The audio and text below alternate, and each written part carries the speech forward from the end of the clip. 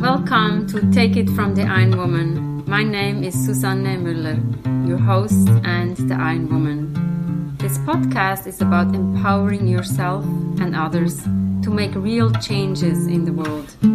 You will hear from everyday, smart, sophisticated, hip people like you and me. Not everybody has to be an Iron Woman to impress the world.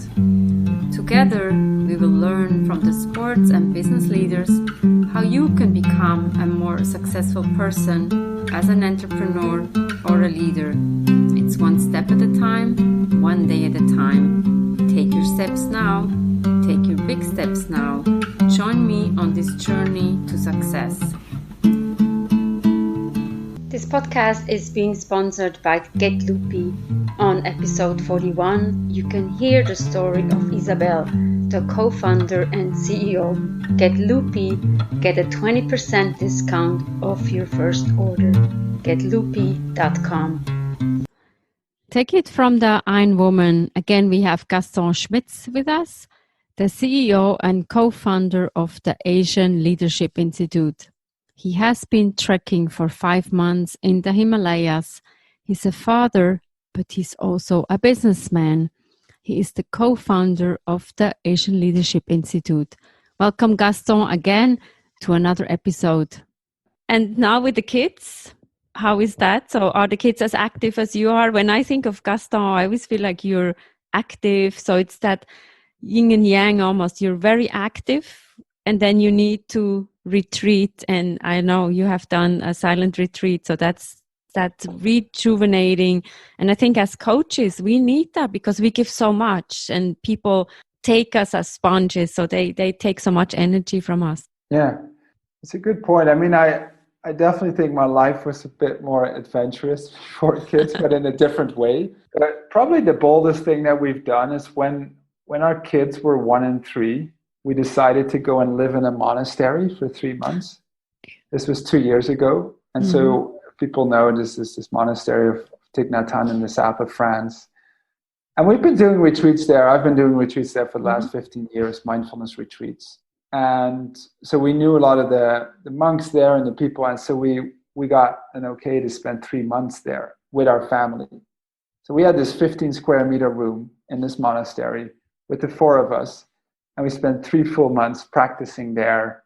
You know, my wife and I would take turns. And in all honesty, I think were maybe the 3 most happiest months of my life, especially as a father. I mean, it's also surrounded by nature. So there's that theme again, but it's also sharing the mindfulness practice with my kids and tapping into their joy. And they were happy. I mean, they didn't want to leave in the end back home. And so that was really beautiful. I mean, the kids are so adaptable and so inspiring, and their creativity and their what I call beginner's mind is so strong. They can look at these with these bright new eyes at everything. But it's also one of the toughest things I've seen parenthood. I mean, I thought I encountered the full scope of emotions before, but once parenthood kicks in and you need to deal with all kinds of new situations and circumstances, humbling is my summary word. Really humbling, and realizing that, again, a lot to learn, but also incredibly empathetic towards all the other parents and all the other people who are trying their best. We don't know. Let's see. I hope I didn't traumatize thus far my kids too much. I hope they find a good therapist later. But for the rest, we're all doing our best, and that's my practice: is to do my best, to be well-intended and completely acknowledging that I'm nowhere near enlightenment, so I'll make mistakes, do unskillful things, sometimes do things I regret, and then try to recover. And we all learn from those mistakes. The mistakes are here to teach us a lesson, and we have to be kind of like comfortable and invite those. I read once, welcome the unwelcomed, so that we are ready to, if new situations like the corona is coming, that you're like, okay, what can we do now? And how can we get through that mindfully? And also, as you said, in the mountains, respect yourself and the body and also nature. Absolutely. If we would get this right all the time, let's say our Mm-hmm. relationship to our emotional system, and we always stay zen and grounded, and what will happen is we'd eventually become probably a bit arrogant. We probably don't empathize that well when other people don't get it right. And so by sometimes still realizing, oh yeah, this is really hard, it keeps us humble, it keeps us empathetic, keeps us connected Mm-hmm. with the fellow travelers on the Yeah. same path, which we all are. And also vis-a-vis our clients, that's very Mm-hmm. important.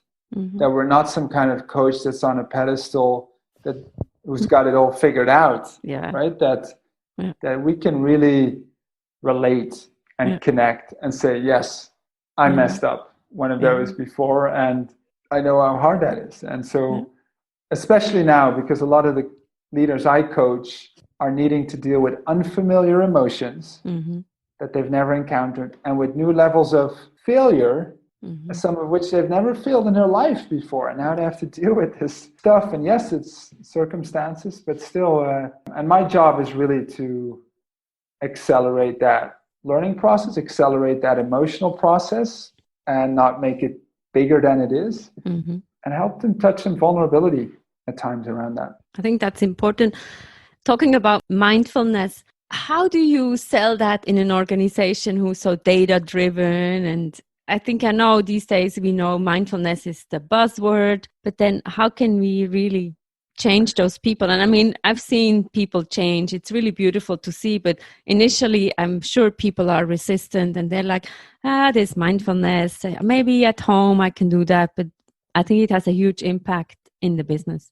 Yeah, it's it's called skillful means, right? It's meeting people where they are. And Mm-hmm. so, I mean, our institute started almost 40 years ago in the early 80s doing mindfulness based executive coaching. That was unknown at that Mm-hmm. time, right? The nomenclature didn't even exist of coaching. And so, what we've seen over the last decade is we've been using less and less of that terminology of mindfulness because many people have so many associations with Mm-hmm. that word and so many connotations come up. And we don't want language to get in the way of the transformational process. And so I'm just cautious with how I use that terminology. I first want to just understand the person or the team and speak a language that works for them. Right. Mm-hmm. So we do coach a lot of people in India where it's maybe a bit more accessible to sometimes use more spiritual language, but also I coach German engineers or I coach Dutch farmers or leaders in that world. And so it's just meeting where they are. And if we need to use different terms, non-judgmental awareness or just awareness or other things, that's secondary. It's first of all letting people, it's not about the language, it's not about the formulas, it's not about necessarily the content. It's around the human connection and the genuine Mm-hmm. care that gets created and the ability to just be of service there. Exciting to see when people change, and it's, to me, sometimes it's fascinating to see when people change, because I always say it's not like a light switch, you put it on or off. You go to a leadership program and you're like, I get it. You go back to work and it doesn't work. So I feel like with our program, it takes longer and you practice, and we all know practice makes almost perfect, 66 days. It takes a long time to change a behavior, but people get it that they need to take care of themselves.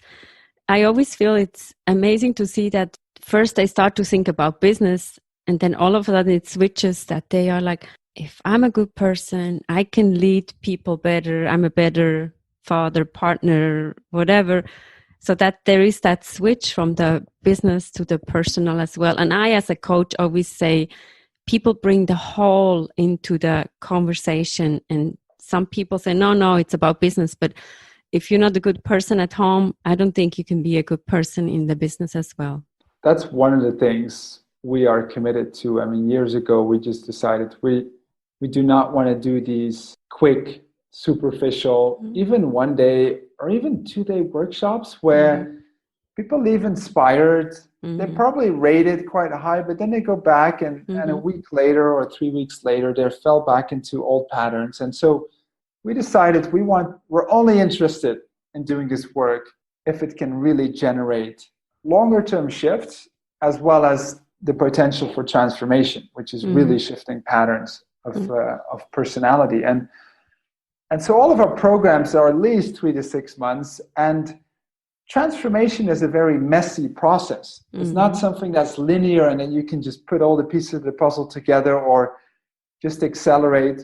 What you need to do is create all the right conditions for transformation to arise. It's the same in a meditation retreat. It's the same in some of our leadership programs. So we've kind of refined the art of what does it take to put all these conditions together so that a leader or a team naturally kind of accesses this new transformational space where they reinvent themselves, literally reinvent themselves. So they let go of parts of their own personality and identity, or they expand beyond that because it's no longer serving them. And I mean, we always say the single most limiting thing that anybody of us has done to ourselves is create a personality. This autopilot, this idea of who we think we are, brought us to a lot of success, but it's also hugely limiting at the moment. And our goal is to figure out which parts of this autopilot are no longer serving you as a leader, and how can we start shifting some of these.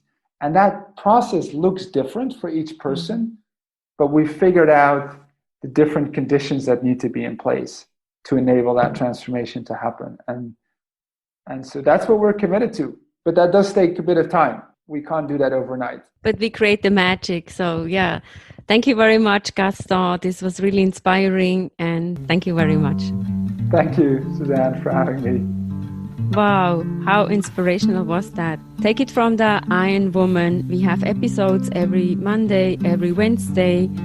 Don't miss out, leave a comment, and don't forget to order Get Loopy, getloopy.com, the plant-based snack. You get 20% off your first order. Take it from the Iron Woman.